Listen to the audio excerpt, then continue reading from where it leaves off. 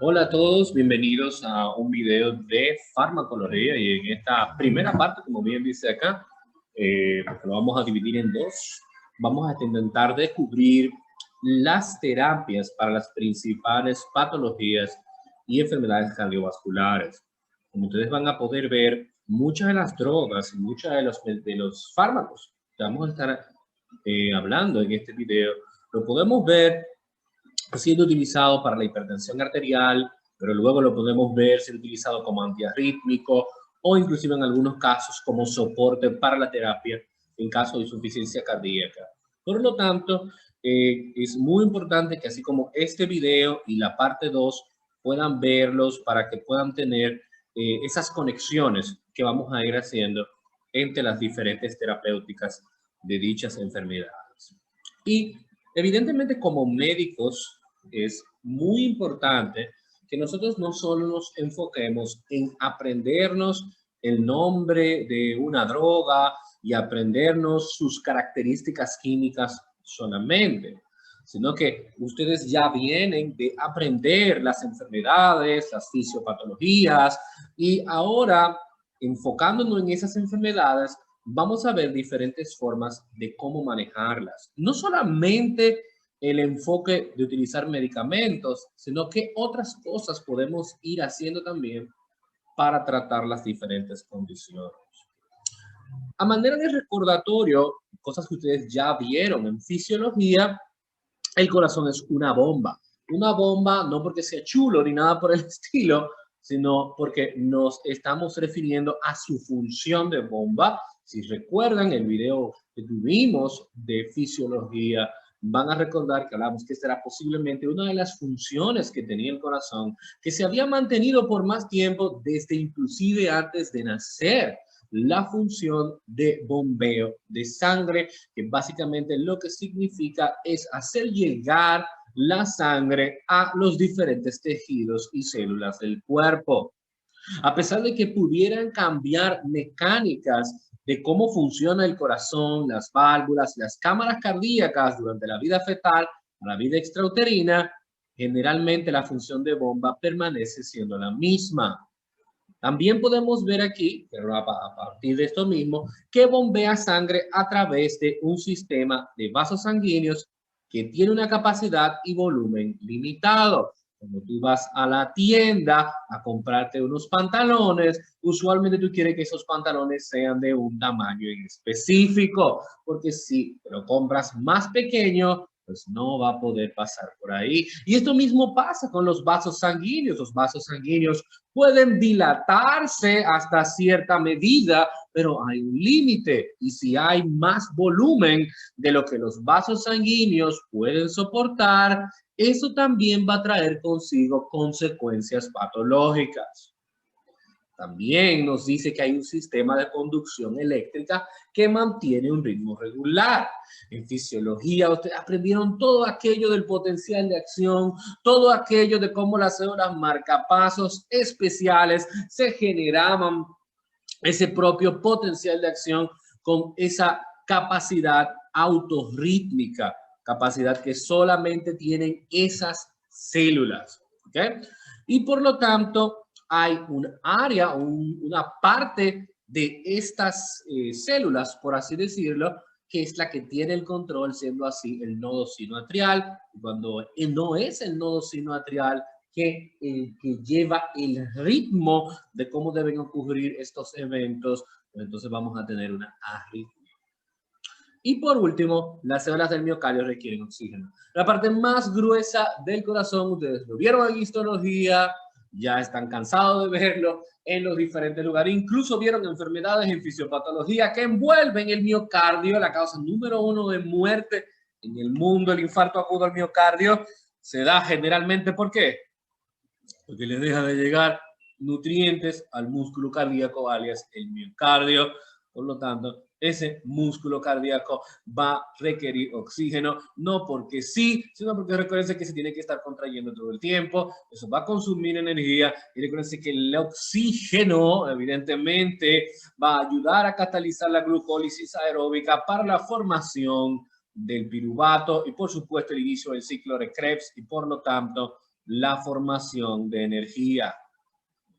Si ustedes se fijan aquí, se han tomado 4 puntos fisiológicos. 4 puntos fisiológicos que desde el momento que fallen vamos a tener una enfermedad.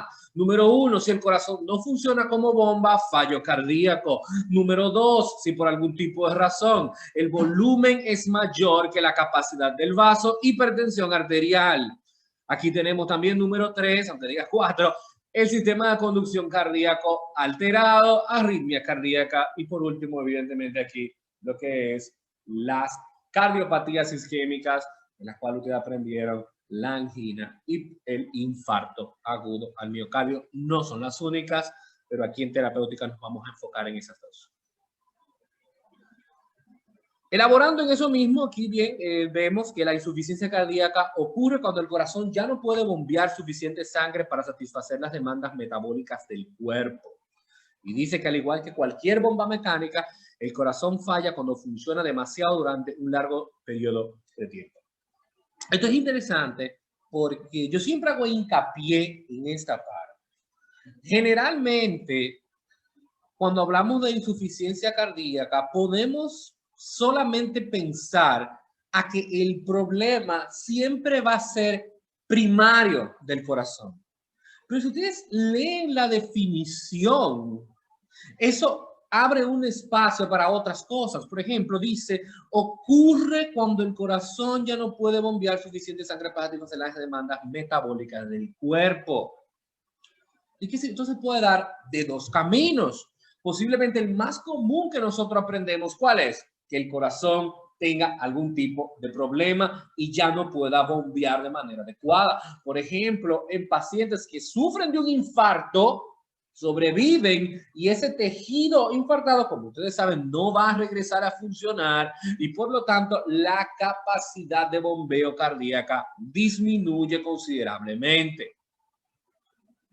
Excelente. Podemos tener esa, podemos tener otras patologías valvulares que pudieran comprometerme el gasto cardíaco, que es la cantidad de sangre que bombea el corazón por minuto.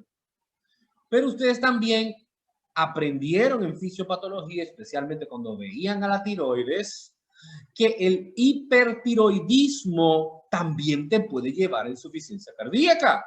Pero cuando vayas a hacer el ecocardiograma, el gasto cardíaco va a encontrarse no disminuido, se va a encontrar elevado. ¿Y cómo puede haber una insuficiencia cardíaca cuando el corazón está bombeando más de lo común? Porque el consumo de los nutrientes en el hipertiroidismo complicado va a ser mayor que la cantidad de sangre que el corazón bombea.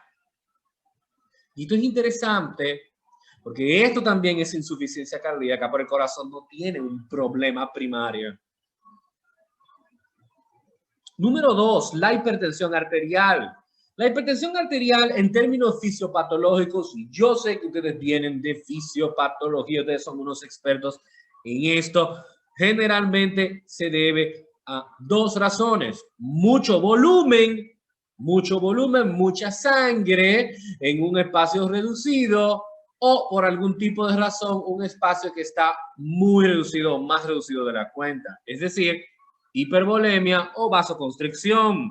Y generalmente estas son las 2 razones por las que ustedes van a tener hipertensión arterial y por eso los tratamientos de hipertensión arterial es tumbar volumen diuréticos o vasodilatar, como los IECA, los ARA2, etcétera. Los bloqueadores de canales de calcio. Las arritmias. Aquí es un poco más delicado porque aquí básicamente lo que tenemos que intentar de lograr es que el nodo sinoatrial sea el que tome el control. Eso no siempre es tan sencillo, más fácil decirlo simplemente que hacerlo, pero básicamente esa es la idea aquí de las arritmias. En el infarto de las cardiopatías isquémicas, en términos terapéuticos, para tratar el infarto, no hay nada que hacer porque infarto significa que ya hubo una lesión.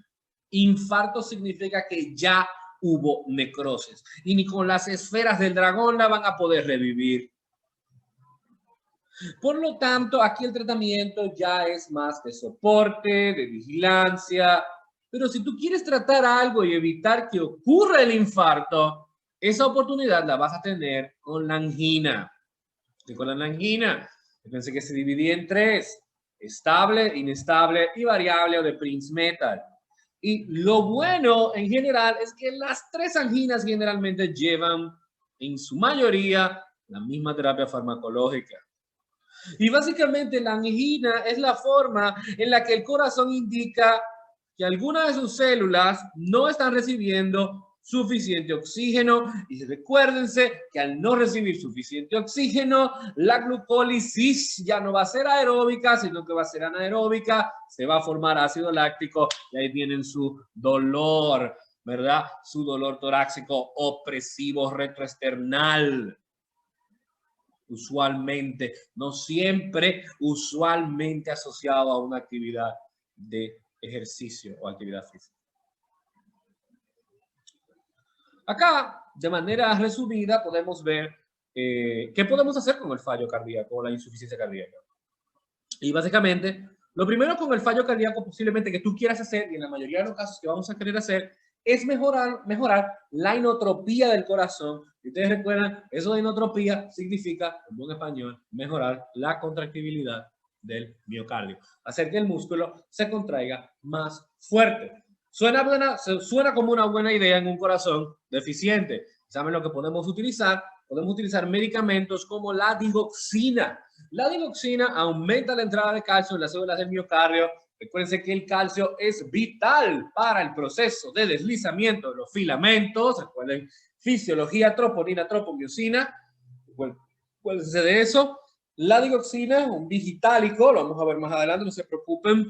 La dioxina, un digitálico, es posiblemente la piedra angular o el principal de los tratamientos que mejoran la contractibilidad cardíaca. No es una droga, yo diría, muy sencilla de usar ni nada por el estilo. Esto es una droga que su dosis terapéutica está muy cercana a la dosis tóxica, por lo tanto tenemos que ser muy precavidos a la hora de utilizarla. La amrinona, que le cambiaron el nombre a inamrinona, según pude investigar. Este cambio vino ya que muchas personas estaban confundiendo una amrinona y un medicamento antiarrítmico que se llama amiodarona. Y bueno, pues decidieron agregarle esa IN al inicio. Creo que pudieron haber hecho otro trabajo, pero ese fue la solución. Estos medicamentos también ayudan a mejorar la contractibilidad cardíaca por otro mecanismo, ya que inhibe la degradación del AMP cíclico, que es un mensajero bioquímico y puede estimular al corazón. Y también se puede utilizar la dobutamina, ya que la dobutamina aumenta la producción del AMP cíclico también, uniéndose a los receptores beta-1 adrenérgicos. Excelente. Ahí podemos tener esos medicamentos. Otra cosa que podemos hacer es disminuir la precarga. Y disminuir la precarga es, personalmente, es algo, wow, difícil a la hora de sentarte aquí. Tal vez yo sé que muchos de ustedes van a tener un poco de dudas. Doctor, ¿cómo que disminuir la precarga? Porque, ¿qué es la precarga? Si nosotros, yo sé que ustedes seguramente ya tuvieron esas clases en fisiología, pero yo siempre he dicho que la mejor manera, como no hay una forma in vivo de calcular la precarga, lo más cercano que nosotros tenemos para la precarga es el retorno venoso. Es el retorno venoso. Y cuando uno habla de disminuir la precarga, entonces tú puedes con mucha facilidad entender que disminuir la cantidad de sangre que le está llegando al corazón. Esto le digo esto porque yo sé que muchos de ustedes pudieran tener un poco de temor acá. Y es un dato un tanto interesante porque tú dirías, wow, un corazón insuficiente, le voy a disminuir la cantidad de sangre que llega. Y la teoría matemática tuya sería, si disminuyo la cantidad de sangre que está entrando por aurícula derecha, voy a disminuir la cantidad de sangre que está bombeando también. Y si ese es tu análisis, eso pudiera ser correcto. Por lo tanto, esta línea de tratamiento, evidentemente, no es la primera línea y tiene que ser extremadamente casuística dependiendo de la necesidad. Porque aquí la teoría es la siguiente: como el corazón ya está cansado, como el corazón ya está enfermo, vamos a reducirle la cantidad de trabajo que pudiera tener. Tal vez en un caso de una insuficiencia cardíaca, gasto alto, como en un paciente con hipertiroidismo, un corazón latiendo y trabajando de manera excesiva, pudiera ser un escenario ahí. Evidentemente hay que vigilar al paciente, no vaya a ser a que sea uno que termine causando algún tipo de inconveniente. La nitroglicerina que la vamos a ver de nuevo en la angina, como la piedra angular del tratamiento de la angina, no solamente de tratamiento, sino también de prevención. La nitroglicerina reduce el tono venoso y lo hace también de una forma muy interesante de dilatar a las coronarias, lo que mejora la entrega de sangre al corazón. Por eso les decía ahora mismo que esta es la piedra angular para el tratamiento de la angina, la nitroglicerina. Pero aquí también, por su efecto de reducir el tono venoso significa que va a disminuir la cantidad de sangre que está regresando a la orina derecha. Esta, la tercera, tal vez tenga un poco más de sentido con los conocimientos de fisiología que ustedes ya tienen, y es disminuir la poscarga. Y en buen español, ¿qué es disminuir la poscarga? Es bajarle la presión arterial. Recuérdense que el ventrículo izquierdo tiene que bombear la sangre en contra de la aorta. ¿Y cuál es la arteria de mayor calibre que ustedes tienen todos? Y espero que la tengan porque no son extraterrestres. Sí, la aorta. Por lo tanto, la aorta maneja presiones extremadamente elevadas en comparación con otras arterias. Por lo tanto, el ventrículo izquierdo durante su sístole tiene que esforzarse mucho para poder bombearle la sangre.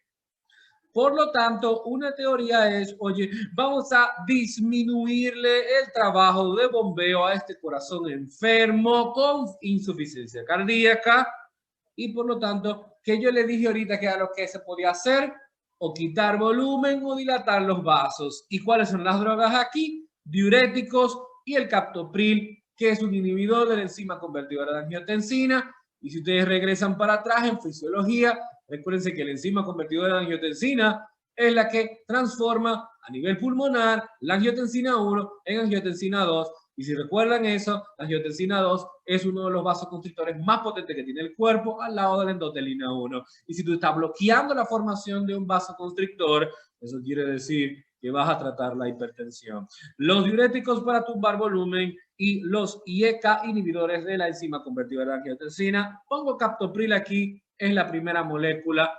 Ustedes saben que hay más de ahí que se puede utilizar. La hipertensión arterial, la línea, evidentemente, reducir el exceso de volumen. Los diuréticos son bastante útiles ahí.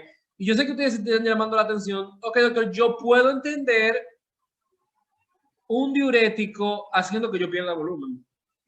Pero el captopril, usted no me acaba de decir que es un vasodilatador en el slide anterior. ¿Qué hace el captopril aquí? Usted me dijo que lo que hace es que inhibe la conversión de angiotensina 1 a angiotensina 2. Sí, chicos, pero de nuevo vamos a hacer un regreso ¿hacia dónde? A fisiología. Regresen a fisiología. ¿Qué pasaba cuando los niveles de angiotensina 2 aumentaban? Aumentaba la liberación de un mineralocorticoide de origen suprarrenal llamado aldosterona. ¿Y qué hace la aldosterona? Aumenta la reabsorción de ¿quién? De sodio a nivel del túbulo distal o el túbulo colector. Y al tú reabsorber más sodio, reabsorbes más agua. Por lo tanto, si tú de manera secundaria inhibes la liberación de aldosterona, eso va a disminuir la tasa de reabsorción y va a aumentar la diuresis. Por lo tanto, aquí un secreto entre nosotros, no lo digan a nadie, los IECA, captopril incluido evidentemente, van a tener efectos diuréticos leves también. Por eso lo ven aquí en reducción de volumen y lo van a ver de nuevo posiblemente en vasodilatadores. Segundo, reducir el estímulo simpático al cerebro. Aquí ya es un poco más complicado. La clonidina es un agonista de los receptores A2. Los receptores A2 posinápticos inhiben el flujo simpático y los presinápticos inhiben la liberación de noradrenalina. Por lo tanto, si intentamos de bloquear esta información, o este estímulo simpático hacia el cerebro, pudiéramos entonces también reducir la respuesta, ¿verdad?, de liberación de vasoconstrictores como la noradrenalina. También tenemos bloquear los receptores adrenérgicos. Esto es un poco más sencillo porque ustedes lo conocen ya que es más local. Ustedes saben el efecto que tienen la adrenalina y la noradrenalina, que de por sí es el favorito del simpático. Recuérdense que estos van a tener varios receptores que no solamente van a aumentar la inotropía, pero también pueden aumentar la presión arterial. De ahí que ustedes escuchan los beta bloqueadores. ¿Beta bloquear qué? Beta bloquear, ¿verdad? Bloquear los receptores beta de la adrenalina. Por lo tanto, es en este grupo que podemos utilizar este grupo de drogas que lo que van a hacer es bloquear los receptores de la adrenalina en tejidos, ¿como cuál? Como los vasos sanguíneos, los cuales van a llevar a vasodilatación. Así también como pueden tener un trabajo en el músculo cardíaco, algunos, no todos, recuérdense que van a haber algunos que son cardioselectivos y otros que no son cardioselectivos. Y eso es importante de saberlo porque ustedes van a ver receptores de adrenalina en diferentes tejidos y eso te puede llevar a tener efectos secundarios en varios lugares. Por lo tanto, es bueno tú saber, por ejemplo, que el atenolol va a ser cardioselectivo y se va a actuar exclusivamente sobre el corazón, pero tal vez el propanolol, que no es cardioselectivo, va a actuar en todos los otros tejidos que tengan receptores beta y por lo tanto puede tener efectos secundarios como por ejemplo inducir broncoconstricción y empeorar los cuadros de pacientes asmáticos. Y por último, los vasodilatadores. Los vasodilatadores, aquí vemos la nifedipina. La nifedipina forma parte de los bloqueadores de canales de calcio, junto con el verapamilo y la nicardipina. Aquí no tengo mucho que decir. Ustedes ya se pueden imaginar bloquear los canales de calcio, es impedir que el calcio entre. Esto va a tener un rol en términos de la contracción muscular bastante importante. Recuerden que si el calcio no entra, no se une la troponina, y si no se une la troponina, la tropomiosina no se mueve de los puntos de unión, el actina, o sea que vas literalmente a corromper el proceso de contracción muscular normal. También tenemos aquí la hidralacina, que es un vasodilatador directo, relaja las arteriolas. El problema tal vez con la hidralacina es que produce una taquicardia refractaria importante, por lo que es una droga generalmente que se utiliza en situaciones emergentes y hay que tener una vigilancia muy cercana. La prazosina bloquea los receptores adrenérgicos alfa 1, causando vasodilatación. En cuanto a la angina, a pesar de que aquí la foto pone a una persona sobre una escalerita medio triste, recuérdense que la angina inestable no necesita esfuerzo físico para dar un cuadro de dolor. De hecho, ni siquiera la variable, que esa es su característica, que puede hacerlo en reposo como lo puede hacer en actividad física. Pero aquí la piedra angular del tratamiento va a ser la nitroglicerina. La nitroglicerina que estábamos viendo ahorita, ¿verdad que sí? La veíamos disminuyendo la precarga, la veíamos como medio, wow, vamos a disminuir la precarga. Pero aquí recuérdense que a pesar de que disminuye la precarga, right, también produce vasodilatación sobre las coronarias, que en este contexto va a ser bastante útil. Y evidentemente también te ponen otras drogas conocidas ya, el atenolol, que es un beta bloqueador, disminuyendo el trabajo cardíaco, y la nifedipina también, que disminuye la tensión arterial, por lo que va a disminuir la postcarga y va a hacer el trabajo del corazón más fácil. Entonces ahí se fijan que otra vez volvemos con mucho, que son los mismos medicamentos utilizados de nuevo, aprovechando algunas de sus virtudes para tratar estas condiciones. A nivel del infarto, ya aquí, ustedes saben que esto va a tener más que ver con la reperfusión. Esto ya ustedes lo vieron en fisiopatología, en anatomía patológica, no me voy a meter ahí. Sí vi en un texto que hablaba de la estreptoquinasa, básicamente para intentar delimitar el coágulo o limitar el área de tejido de fibrina, el área infartada, cosa que no se propague mucho. Y recuérdense que si el área infartada, ese tejido de fibrótico se expande mucho, la capacidad cardíaca va a quedar disminuida, ya que ese tejido va a quedar reemplazado por fibrina, y la fibrina obviamente ustedes saben que no se contrae, y por lo tanto el paciente va a quedar con un cuadro de insuficiencia cardíaca peor. Ya entrando en la insuficiencia cardíaca per se, como habíamos hablado, ya por lo menos tuvimos un overview de todas, no se preocupen, vamos a entrar en detalle ahora. Al menos en esta parte del video vamos a empezar y terminamos en la parte 2 para que no se cansen. La insuficiencia cardíaca como le dije, es la incapacidad del corazón para bombear suficiente sangre para cumplir con las demandas metabólicas del cuerpo. Bien, ya esto lo habíamos hablado ahorita cuando empezamos el video, por lo que no me voy a meter mucho en detalle aquí. Las estrategias van a ser las mismas que hablamos ahorita. Mejorar la contractibilidad cardíaca, la reducción de la carga del trabajo del corazón. Esa reducción de la carga del trabajo del corazón la podemos dividir en dos: disminuir la precarga y disminuir la poscarga. Acá, si ustedes se van a recordar de algo, de tratamiento de insuficiencia cardíaca, si van a guardar algo en su bolsillo mental de insuficiencia cardíaca, yo les voy a pedir que se guarden el nombre de digoxina. Yo les voy a pedir que quede en ustedes este medicamento acá, la digoxina. ¿Por qué le hago este hincapié? Ya que le mencioné varias drogas, pero este es el principal. La digoxina forma parte de unos medicamentos conocidos como los glicósidos cardíacos, o más bien los digitálicos. Y su trabajo esencial va a ser inotrópicos positivos o mejorar la contractibilidad del miocardio. El mecanismo no se está muy entendido. Se cree que de alguna forma aumenta la liberación de calcio intracelular en el retículo sarcoplásmico. Esa es la teoría que se tiene de su funcionamiento y básicamente es el más utilizado. ¿Por qué yo les digo que se aprendan la digoxina? Porque en esta misma familia de drogas está otro medicamento que se llama digitoxina. No es lo mismo. Digoxina y digitoxina no son los mismos. Son de la misma familia, pero la pregunta del $1.000.000 y la pregunta que ustedes se tienen que estar haciendo ahora mismo. Ok, doctor, me voy a aprender este medicamento, esta digoxina, como la piedra angular de mi tratamiento de insuficiencia cardíaca. Aunque no se sepa exactamente el mecanismo, se entiende que aumenta los niveles de calcio intracelular y por tanto mejora la capacidad contráctil del músculo cardíaco, que en el contexto de una insuficiencia cardíaca es excelente.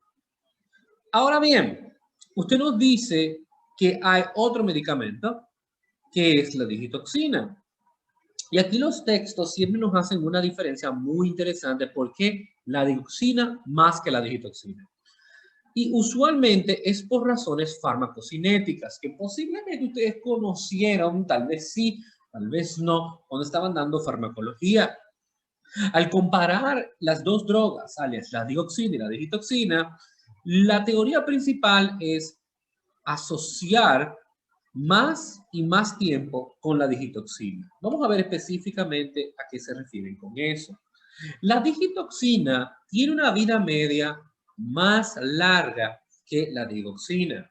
La digitoxina se absorbe por el tracto gastrointestinal y la digitoxina es más útil en pacientes con insuficiencia renal.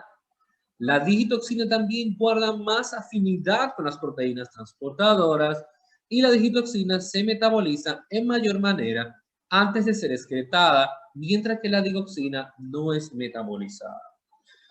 Una de las cosas que tal vez, y yo creo que el punto principal de recordarse aquí con la digitoxina es el primer punto. La digitoxina tiene una vida media más larga. Y más adelante, cuando estemos hablando de terapéutica, de otras cosas, ustedes van a ver cómo hay veces que yo voy a poner más valor en medicamentos que tienen vida medias más largas que en medicamentos que tienen vida medias más cortas. Pero en este contexto, la vida media larga es un poco peligrosa. ¿Por qué es un poco peligrosa? Porque estos medicamentos, su dosis tóxica está muy cerca de su dosis terapéutica. Y si yo te doy un medicamento que dura mucho tiempo en tu cuerpo, hay más riesgo de yo tener complicaciones. Por lo tanto, aquí la vida media larga no se convierte en algo apetecible para mí como médico, sino que se convierte en algo que en contextos generales me puede dar dolor de cabeza. Claro que sí, que tiene su paciente. Por ejemplo, como ustedes pueden ver aquí, dice que es preferible en un paciente con insuficiencia renal. ¡Excelente! Si así sale en el examen, te ponen un paciente que requiere un glucósido cardíaco y te dan el dato de que el paciente tiene insuficiencia renal, que si yo te ponen la creatinina por el cielo, etcétera, te dan los datos de que tiene insuficiencia renal, obviamente lo que están buscando es que tú le digas digitoxina. Pero generalmente va a ser la digoxina la respuesta. La intoxicación con digitales ocurre de 10 a 25% de los pacientes. Eso es muchísimo. Entonces, pues es un poquito. No, claro que no. De 10 personas que tú le des esto, 1 o 2 van a presentar las complicaciones. ¿Y cuál es el problema con la complicación? No es que te va a salir una manchita en la piel o una bolita, no. Es que puede ser fatal. Esto no es cualquier complicación que te va a dar un rash ni nada, que te puede matar.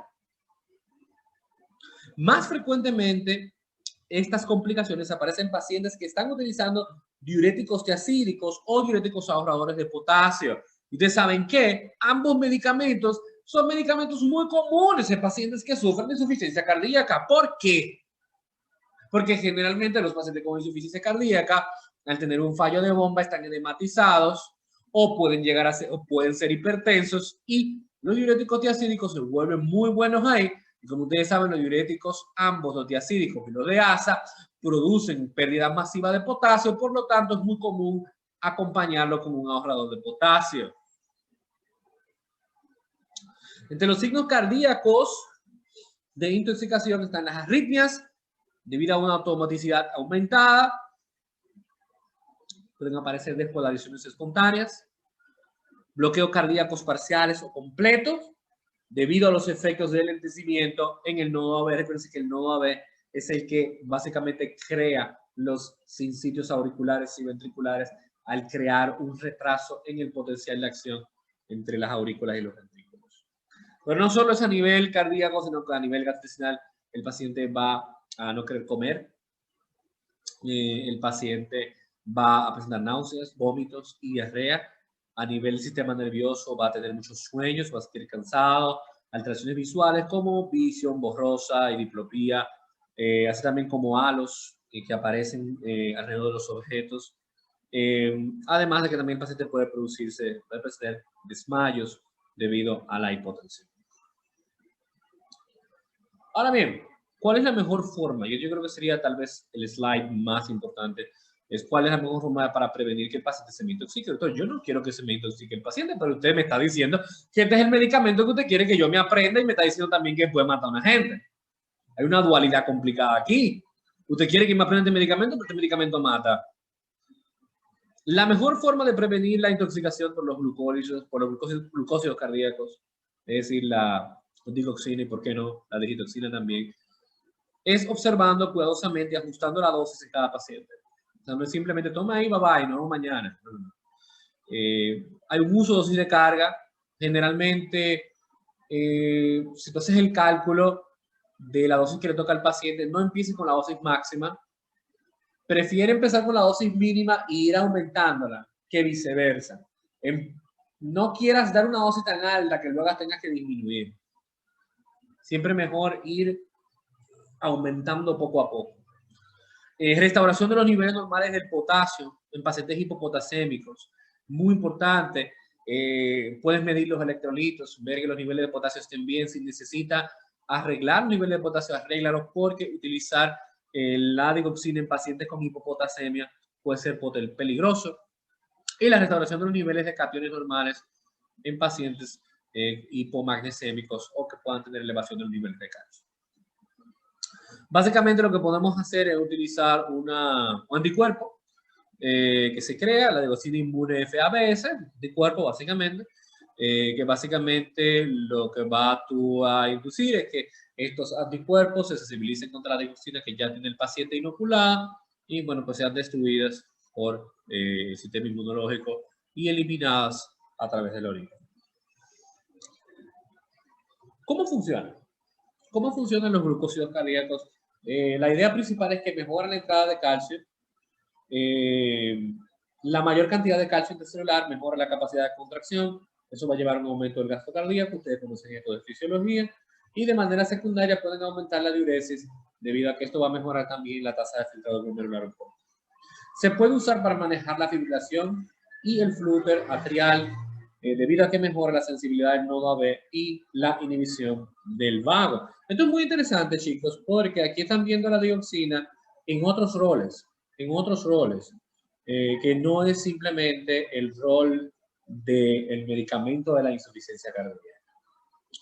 Una complicación que puede surgir y que es muy común es el edema agudo de pulmón. El edema agudo de pulmón lo habíamos hablado en fisiopatología. Usualmente es una complicación de la insuficiencia cardíaca izquierda. Y no quería irme de aquí, de este tema, sin hablarles un poquito de esto, especialmente en el área de la terapia. El edema agudo de pulmón generalmente acompaña la ICI, ¿verdad? La insuficiencia cardíaca izquierda. Y el tratamiento exitoso del edema es crucial para evitar que exista una insuficiencia cardíaca derecha, que bueno, pues como usted se puede imaginar, debe ser terrible ya porque vas a caer en una congestiva y eso es casi incompatible con la vida. Por lo tanto, tenemos que intervenir de manera temprana. ¿Qué podemos hacer? Fíjense que lo primero, y era lo que yo le decía al inicio, lo primero que vamos a hacer en términos terapéuticos no tiene que ver con decir abre la boca y toma un medicamento, sino que es lo primero que vamos a hacer terapéuticamente. Vamos a cambiar la posición del paciente. Esto es muy importante. El paciente sentado en posición vertical va a disminuir el retorno venoso y va a facilitar la respiración. Si tienes tu paciente, y esto es muy común en los hospitales, no lo dejes acostado. No lo dejes acostado de forma vertical porque no, obviamente vamos a tener inconvenientes aquí y el paciente va a sentir dificultad para respirar. Tiene que intentar de sentarlo. Al tú sentarlo, por gravedad, el retorno venoso se le va a hacer más difícil llegar al corazón porque está de pie, ¿verdad que sí? No de pie, bueno, está sentado, por gravedad no puede subir con tanta facilidad y esto va a disminuir eso y por lo tanto va a hacer que él respire más fácilmente. Primero, posición, anótenlo ahí. Cambio de posición. Vamos a poner el paciente sentado o semisentado. Número 2, van a administrar oxígeno para aumentar la presión de oxígeno. Eso es importante. Van a coger su tanque de oxígeno, su mascarilla y le van a colocar el oxígeno al paciente. Una vez posición y tengo oxígeno, vamos a hablar de medicamentos. Se vale ahora, ¿verdad que sí? Vamos a hablar de medicamentos. ¿Cuál es el problema con el edema agudo pulmonar? Dice el capítulo 25 de Guyton que un edema es el exceso de líquido en el espacio intersticial. ¿Y qué podemos nosotros hacer para eliminar exceso de líquido? Diuréticos. Nosotros podemos sacar líquidos del cuerpo de varios lugares. Sudor, gotas respiratorias, materia fecal, pero el principal lugar, ¿cuál es? La orina.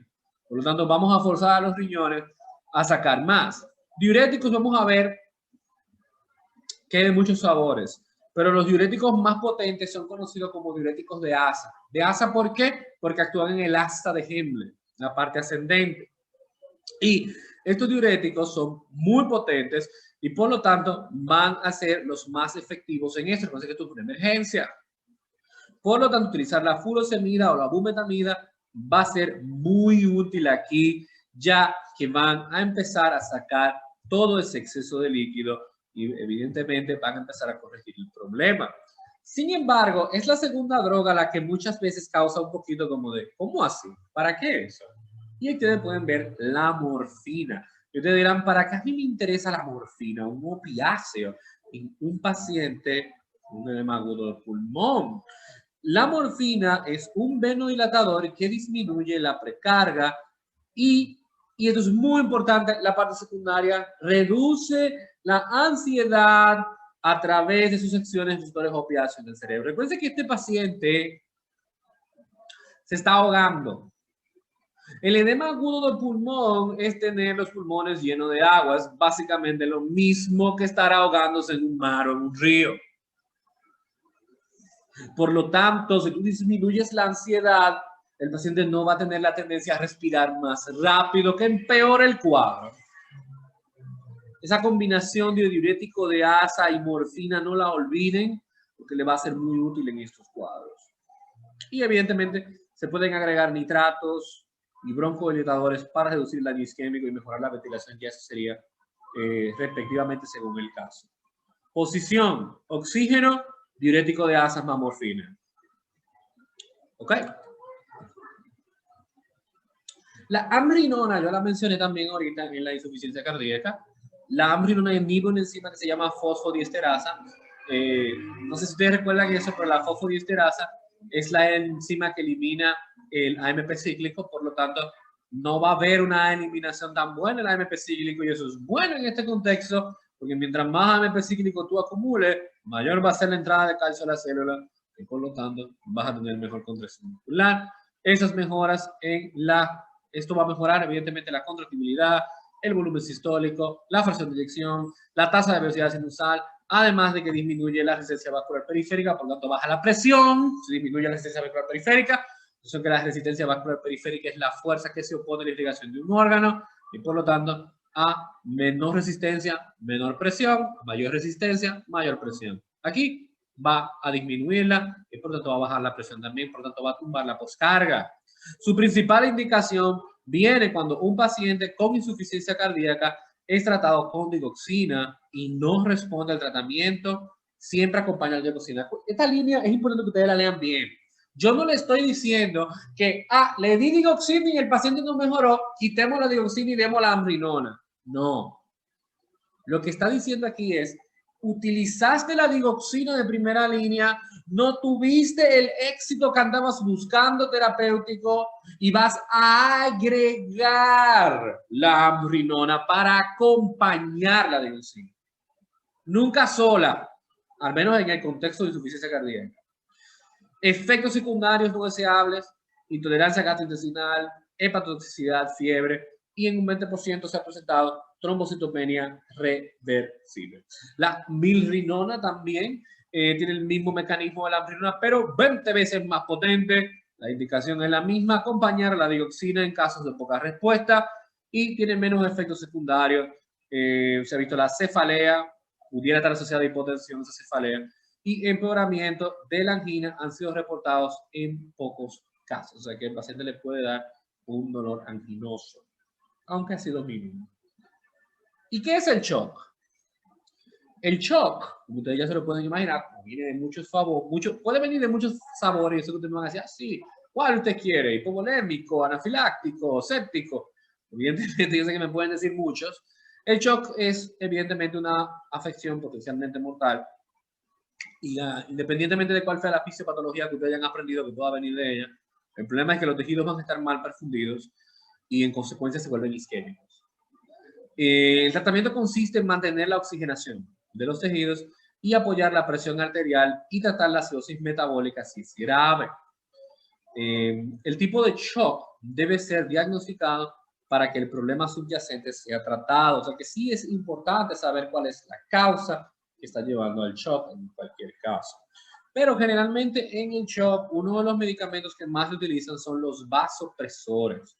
Los vasopresores, ¿verdad? Que si ustedes conocen a la dopamina y a la dobutamina, ¿verdad? Que sí, constriñen, producen vasoconstricción de los vasos sanguíneos, para salvar la redundancia, y mejoran la función cardíaca mediante la estimulación de receptores adrenérgicos.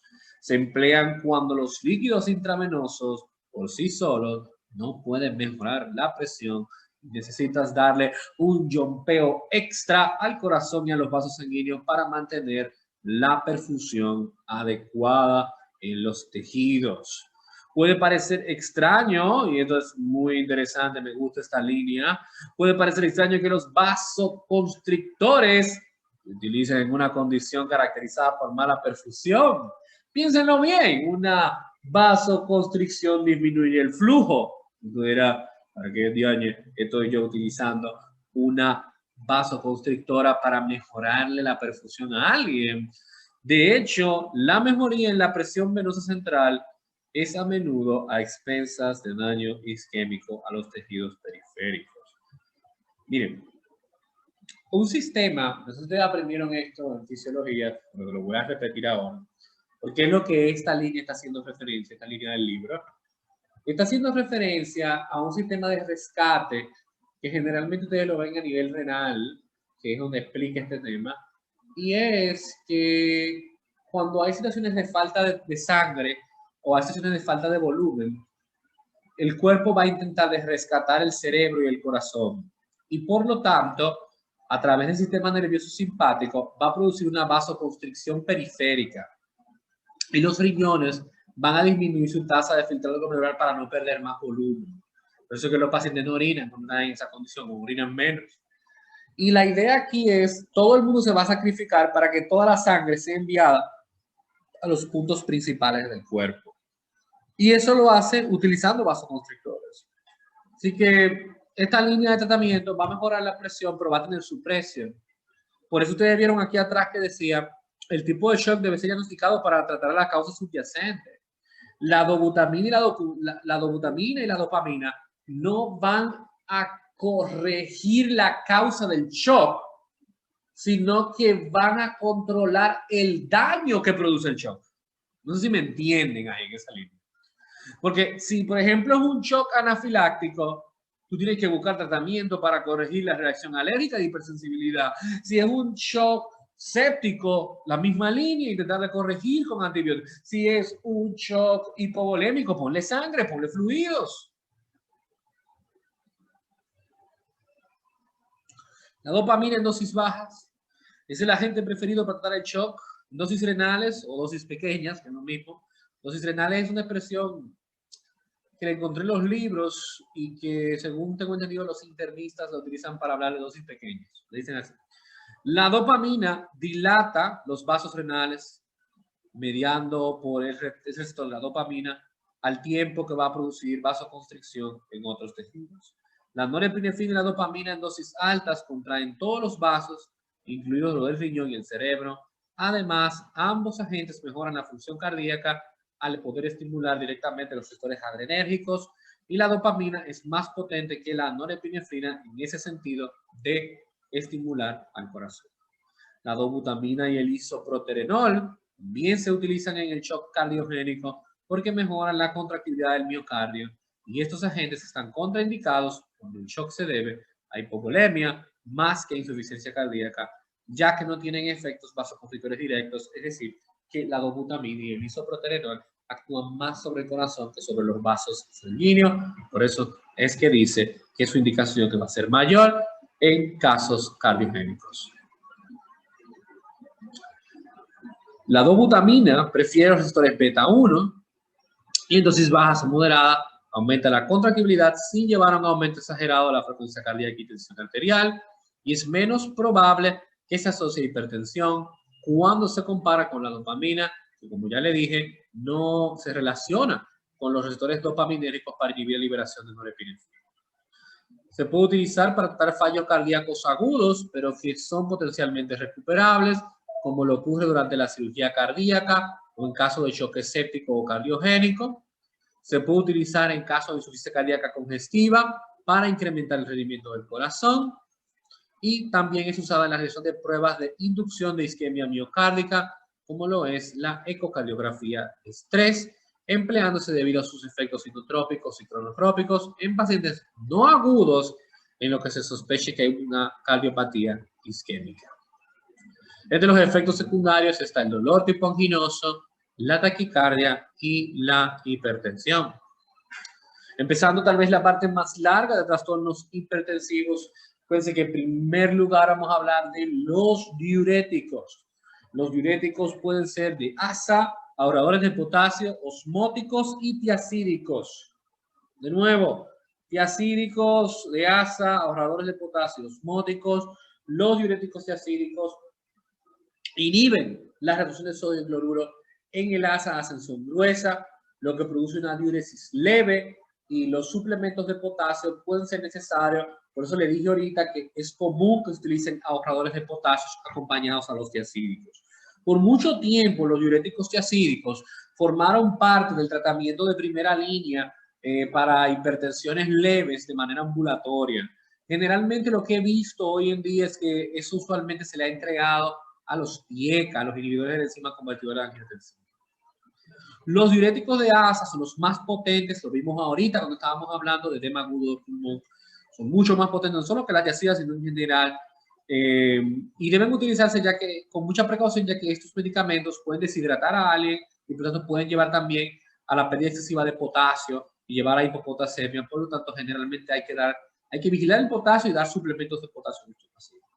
Los diuréticos y ahorradores de potasio mejoran la excreción de sodio y agua, a la vez que conservan potasio. Generalmente, estos se utilizan en combinación.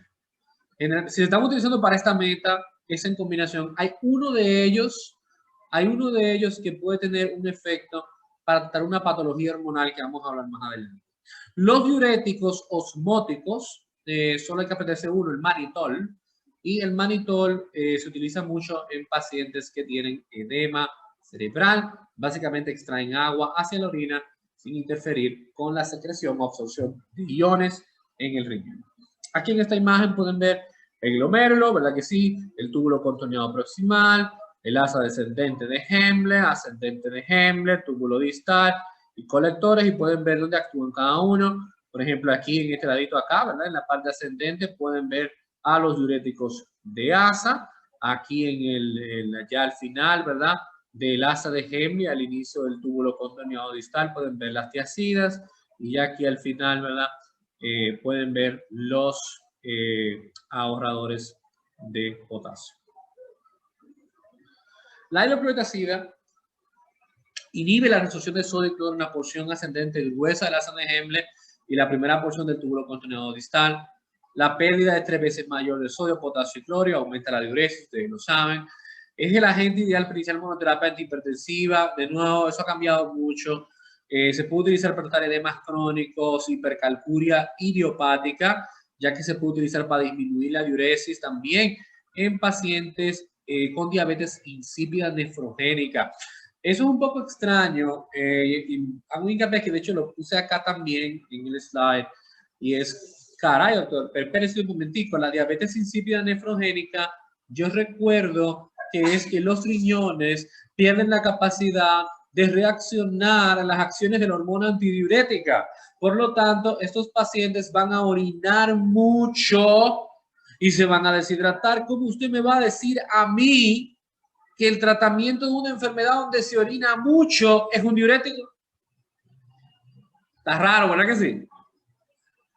Y esto lleva a uno otra situación paradójica en terapéutica. Si usted me pone eso aquí, yo no me la sé, la voy a poner mala.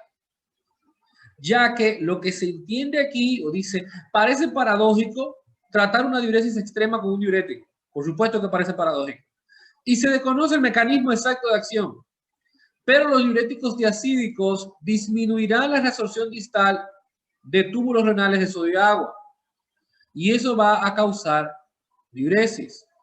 Esto disminuye el volumen del plasma, lo que reduce la tasa de filtración glomerular y mejora la absorción de sodio y agua en la nefrona proximal. Menos líquido alcanza la nefrona distal, por lo que se obtiene la conservación general del líquido. Esto es un engaño que le están haciendo al riñón aquí, porque lo que, como le dije anteriormente y como vieron aquí en la imagen, vamos para atrás, los diacídicos están en la nefrona distal. Y la idea aquí es, ok, vamos a utilizar los diacídicos bloquean esta bomba. Al bloquear esta bomba se va a perder ese sodio, se va a perder toda esa agua y el paciente va a orinar más. Al orinar más, eso va a disminuir el volumen sanguíneo. Al disminuir el volumen sanguíneo, la tasa de filtrado glomerular disminuye. Cuando la tasa de filtrado glomerular disminuye, recuerden que por los mecanismos de autorregulación, ¿qué va a hacer el riñón? Potencializar la reabsorción. Porque si tú disminuyes eso ahí, el efecto del riñón se va a mejorar. Entonces, ¿qué va a hacer el riñón? El riñón va a empezar a mejorar la absorción en el túbulo contorneado proximal. Y por lo tanto, por eso es que dice que al mejorar la parte aquí en la proximal de reabsorción, ya cuando venga a llegar aquí, donde actúan los diacídicos, no va a haber mucho que hacer. Un mecanismo interesante y que de nuevo, de manera inicial, nadie va a dar con él. Algo muy interesante es que este medicamento está asociado a pancreatitis. Entonces, la pancreatitis, la hidroclorotiazida, lo he visto algunas veces lo relacionan con esto, le pueden hacer preguntas, está tomando el USMLE, o sea que tómelo en cuenta.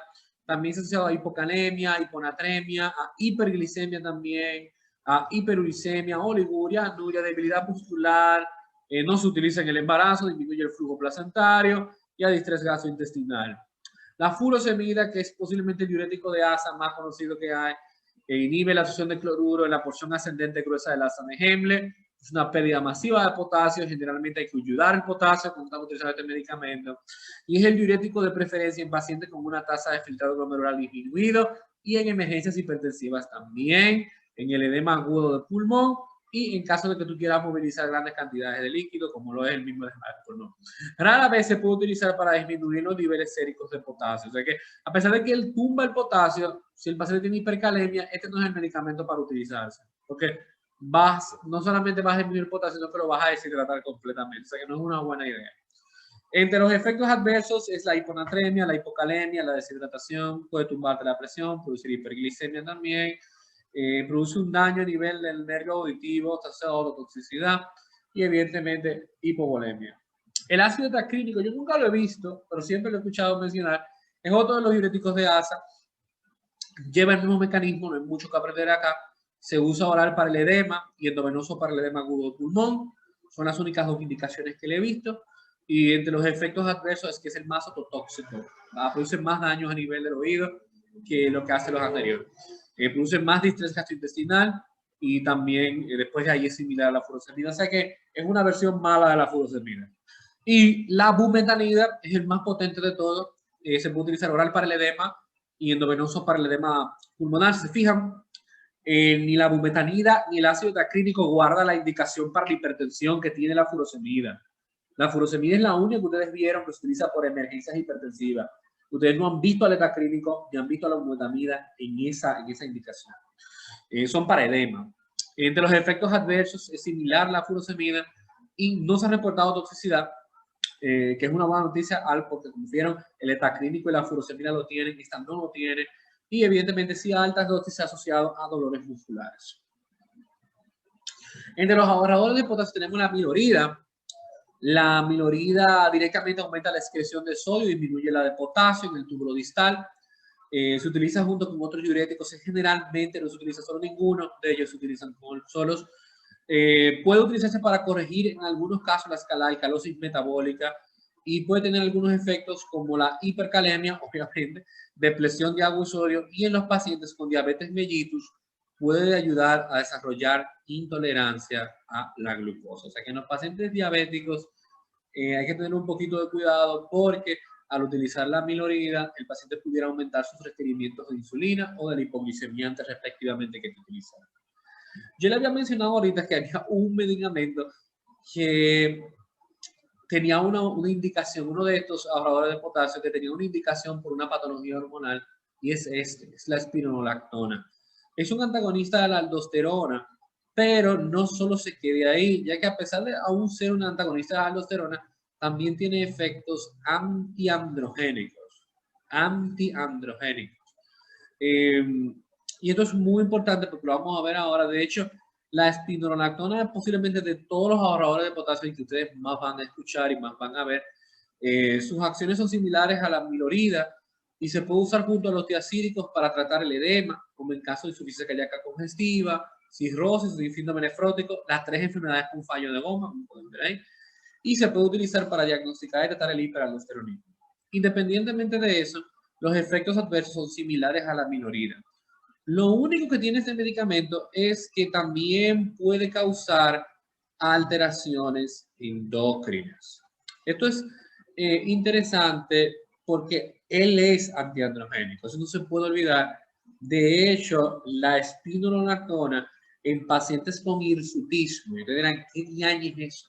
Y yo sé que ustedes vienen ya de fisiopatología, por lo tanto, ustedes dieron ovario poliquístico, y ustedes han visto esa parte, ya saben que el hirsutismo es el crecimiento de vello, ¿verdad? De pelo, ¿verdad?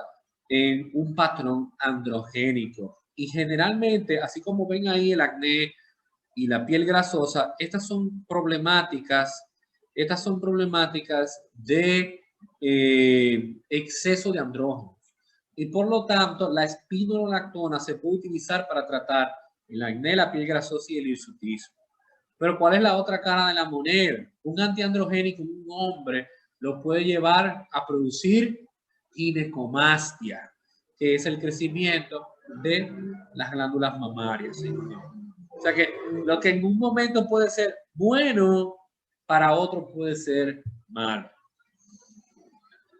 El triamtereno yo siempre me recuerdo del triamtereno porque produce una de las cosas más extrañas que hay en el mundo. Te pone la orina azul. Yo no sé por qué a mí nunca se me olvida eso. Yo nunca he visto el medicamento usarse cerca de mí, ni nada por el estilo, ningún caso, ningún hospital, nada. Pero siempre me recuerdo del triamtereno por eso. Inhibe directamente la acción de sodio y de excreción de y la excreción de potasio y hidrogeniones en el túbulo colector. No se usa para el hiperaldosteronismo, cosa que mismo se utilizaba ahorita con la milorida, perdón, con la L-espironolactona, y después de ahí tiene las mismas indicaciones que la espironolactona. Algo diferente que tiene es que produce la orina de color azul. No hay muchos medicamentos que hacen eso. O sea que si por algún tipo de razón te ponen un caso que están utilizando de la orina se le pone azul, piensen en el triamtereno y después de ahí los efectos secundarios van a ser similares a los de la milorida. Este es mucho más fácil. El único diurético osmótico que tienen que aprenderse es el manitol, al menos que yo quiero que tengan que aprender ahora. Osmóticamente inhibe la absorción de agua y sodio. Inicialmente aumenta el volumen plasmático y la presión arterial. Sus indicaciones son muy dirigidas. Generalmente este medicamento se utiliza para tratar el edema cerebral, el glaucoma de ángulo cerrado y en el caso para controlar alguna sobredosis de medicamentos. O sea que generalmente edema cerebral, glaucoma de ángulo cerrado son los dos puntos grandes del manitol. Tiene efectos adversos como cefalea, náusea, vómitos, escalofrío, mareo, mucha sed, letargo, confusión y dolor torácico. Los antiadrenérgicos. Es muy importante en el tratamiento de muchas de estas enfermedades bloquear el flujo de información simpática, es decir, bloquear el flujo de la adrenalina. Los agonistas adrenérgicos aumentan la presión sanguínea al estimular el corazón a través de los receptores beta 1 y pueden producir constricción de los vasos sanguíneos periféricos a través de los receptores alfa 1. En pacientes hipertensos, esos efectos es importante nosotros tenerlos en cuenta, ya que nosotros podemos utilizarlos a nuestro beneficio. Los efectos adrenérgicos pueden ser suprimidos, inhibiendo la liberación de agonistas adrenérgicos o antagonizando los receptores adrenérgicos. Los inhibidores de la liberación adrenérgica presinápticas se dividen en antiadrenérgicos centrales y antiadrenérgicos periféricos.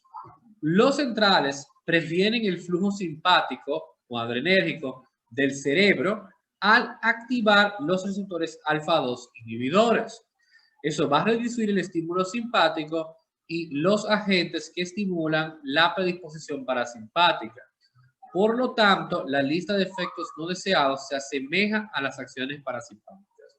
Básicamente lo que estamos haciendo es sacando del medio a la línea simpática y por lo tanto va a haber una predisposición parasimpática y por eso es que te dice que los efectos secundarios generalmente tienen que ver a exceso de función de la acetilcolina y el parasimpático. Ahora bien, en los periféricos ya es diferente, no tiene que ver con el cerebro, sino con la liberación. Es decir, que previene la liberación de la norepinefrina de las terminales nerviosas. Lo que hace básicamente es que depleta la norepinefrina de esas terminales, de esos pequeños gránulos densos donde ellos son. Los bloqueadores alfa y beta compiten con los agonistas endógenos de los receptores adrenérgicos y la ocupación de un antagonista de los receptores alfa 1 inhibe la vasoconstricción y la ocupación de los receptores beta 1 previene la estimulación adrenérgica del corazón. Por lo tanto, eso es lo que andamos buscando. Entre los centrales, el primero que vamos a ver es la clonidina. La clonidina actúa en el cerebro como agonista adrenérgico postsináptico alfa 2, causando una reducción en la actividad del sistema nervioso simpático. Eso va a llevar a una disminución de la frecuencia cardíaca, del gasto cardíaco y de la presión arterial. Excelente. Este es como lo que habíamos hablado ahorita. Vamos a frenar esa información adrenérgica del cerebro. Ahora bien, esto va a llevar a muchas respuestas. Y entonces nos queda la pregunta es, bueno, pues, ¿a quién le vamos a dar clonidina? Bueno, la clonidina tiene indicaciones en hipertensión arterial leve a moderada, pero tiene muchos efectos indeseables, como el rash cutáneo, la somnolencia, resequedad de la boca, estreñimiento, cefalea, alteraciones con la eyaculación, además de que puede causar hipertensión de rebote si se quita de forma abrupta. sea que hay que ir reduciéndola poco a poco si planeas retirarla. Además de que para limitar la toxicidad, lo mejor es iniciar con dosis bajas e ir en aumento de forma paulatina. O sea que para ponerlo es paulatino y para quitarlo es paulatino también. La metildopa tal vez es un medicamento que no se usa mucho ya generalmente. Su indicación más grande es con las embarazadas, ya que de los pocos antihipertensivos que no le van a hacer daño a la embarazada. El mecanismo es igual a la clonidina, pero arriba del mecanismo de la clonidina también es sintetizada como la metilnorepinefrina, que básicamente actúa como un simpático mimético débil o falso neurotransmisor que disminuye el flujo del sistema nervioso simpático, es decir, que tiene una función secundaria. Como le dije anteriormente, es para hipertensiones leves, muy leves, pero si ustedes van a aprender algo de la metildopa o la alfa-metildopa, como le llaman también, es que es el tratamiento para hipertensión en mujeres embarazadas. Tiene muchos efectos secundarios, usualmente relacionados a esa parte dopaminérgica de ella, de falso neurotransmisor, resequedad bucal, sedación, hipotensión, puede producir alteraciones psíquicas, pesadillas, movimientos involuntarios. Un nombre raro, el guanabens. En mi vida lo he visto este medicamento, es igual que la clonidina, también depleta los depósitos de norepinefrina en las terminaciones adrenérgicas, es decir, que actúa como un periférico también, es central, pero actúa como un periférico también. También indicación en leve y moderada y produce resequedad bucal y sedación, y la buena noticia es que produce mero hipertensión de rebote. Ya pasando a los periféricos, tenemos la reserpina. Yo sé que ustedes también han escuchado la reserpina, pero lo han escuchado y tal vez en psiquiatría y ni siquiera ya tanto.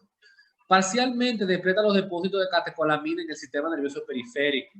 Disminuye la resistencia periférica total, la frecuencia cardíaca y el gasto cardíaco. Y tiene penetración en el sistema nervioso central. Yo creo que esa última línea es la que le trae un inconveniente. Este medicamento no se utiliza como antihipertensivo, pero tampoco se utiliza ya para desórdenes psiquiátricos.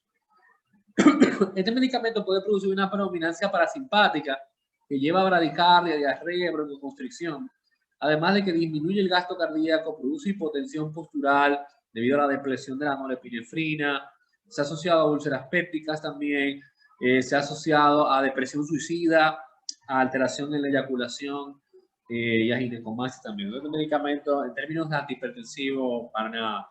La guanetidina solamente se puede utilizar en hipertensiones severas, pero casi nunca se usa. Hay mejores opciones. La guanetidina es secuestrada en las terminaciones nerviosas adrenérgicas inicialmente. Va a haber una liberación de norepinefrina, por lo tanto al inicio le sube la presión, pero luego se va a consumir y luego de que se gastan todos esos gránulos, se gasta toda la norepinefrina, ahí es que él tiene su efecto antihipertensivo. Como ustedes se pueden imaginar, al final del día el desgraciado le sube la presión al inicio y después que se la baja. Solamente tiene indicación de hipertensión severa, casi no se utiliza, no es el mecanismo más apetecible. Entre los efectos secundarios, el aumento inicial, ¿verdad?, de la presión, y más adelante se puede asociar a hipotensión, bradicardia, disminución del gasto cardíaco, dificultad respiratoria en pacientes con enfermedad pulmonar obstructiva. Cuidado con los pacientes con enfisema, pacientes fumadores con bronquitis crónica. Y a diferencia de la reserpina, no está asociado a depresión suicida debido a que esta no penetra el sistema nervioso central. Sin embargo, esta tiene sus problemas. Por si no necesita los problemas de la reserpina, la guanetidina tiene su problema por sí sola. El guanadrel, similar a la guanetidina, pero actúa más rápido. Inicialmente libera la norepinefrina, lo que va a llevar a lo mismo que la otra, un aumento de la presión, de la frecuencia cardíaca, y tiene poca penetración en el sistema nervioso central, por lo que no va a tener el problema que tenía la reserpina. Se puede utilizar en hipertensión leve moderada y los efectos son iguales a la guanetidina, pero mucho menos severos. Posiblemente el guanadrel, de todo lo que le he leído de los periféricos, parece ser el más bonito de ellos, ¿verdad que sí? En cuanto a los bloqueadores alfa-adrenérgicos, tenemos la prazosina, la terazocina y la doxazocina. Aquí no los pongo juntos porque generalmente son los mismos en términos de función y efectos secundarios. Son antagonistas de los receptores adrenérgicos periféricos alfa-1, lo que va a llevar a dilatación de las arteriolas y las venas, y se pueden utilizar en la hipertensión arterial y en la hipertensión sumada con insuficiencia cardíaca congestiva, o sea que tienen buenas indicaciones. Entre sus efectos indeseables está la hipotensión, que es común, evidentemente, en estas drogas, especialmente la hipotensión postural luego de la primera dosis de droga. También tenemos el edema, la resequedad mucosa oral, cefalea, pesadillas y también producen disfunción sexual. El labetalol, que se ha hecho muy famoso en los últimos años por su uso también en la hipertensión inducida por el embarazo, bloquea los alfa-1, pero también los beta-1 y beta-2. Por lo tanto, disminuye la presión inhibiendo los alfa-1 y evita la taquicardia refractaria inhibiendo los beta-1. Está chulo. O sea, él mismo se cura del efecto secundario. La indicación, hipertensión arterial, y como les dije, tiene mucho uso, más ya que la metildopa o que la misma hidralazina sobre el trastorno hipertensivo del embarazo. Entre sus efectos secundarios, y en pacientes con datos de insuficiencia cardíaca, puede empeorar el cuadro, puede haber fatiga, impotencia, diarrea, adormecimiento e hipotensión. El atenolol, posiblemente el señor beta bloqueador más conocido de todos, cardioselectivo, preferiblemente bloquea los receptores beta 1 y disminuye la frecuencia cardíaca y el gasto cardíaco. Produce menos broncoconstricción que otros agentes, ya que él no se va a unir a los receptores beta 2. Si ustedes quieren evitar efectos dañinos en otros órganos por el bloqueo simpático, esta es su droga. Es una muy buena opción de inicio de terapia en pacientes con hipertensión de leve a moderada, pero no es recomendable en pacientes con fallo cardíaco porque, aunque ustedes no lo crean, empeora el cuadro y está asociada a alteración del sistema nervioso y a depresión también. El acebutolol tiene efectividad simpático-mimética intrínseca leve, así también como bloquear los receptores beta 1, o sea que controla un poquito la taquicardia, ¿verdad? Como hemos visto ahorita. Y después de ahí, todo es igual al atenolol. El esmolol, similar al atenolol, pero no tiene actividad simpático-mimética, se puede usar para la cardiosupresión y infarto agudo al miocardio, y también en la angina inestable, conocido como el preinfarto, y sus efectos secundarios son similares al atenolol. Y el propanolol, que para mí me gusta mucho, pero lo voy a decir ahora, bloquear los receptores beta 1 y beta 2 adrenérgicos, no es cardioselectivo, pero esta droga se puede utilizar en el embarazo. No muchos de los beta bloqueadores pueden utilizarse en el embarazo, este es uno. Y de hecho el propanolol también tiene la capacidad de inhibir de una forma leve la 5-monodesyodasa, que es la enzima que le quita un yodo a la T4 para convertirlo en su forma activa, que es T3. Por lo tanto, el propanolol está muy arraigado al tratamiento del hipertiroidismo también, no solo porque puede controlar los efectos exagerados de estimulación simpática que trae el hipertiroidismo, pero puede disminuir parcialmente la formación de hormona tiroidea que está anormal en esa condición. Bien, chicos, este es el fin de la parte 1 del tratamiento de las enfermedades cardiovasculares. Vamos a tener un segundo video donde vamos a completar algunos antihipertensivos que nos faltan por ver, así también como los antiarrítmicos. Así que nos vemos en el próximo video. Bye, bye.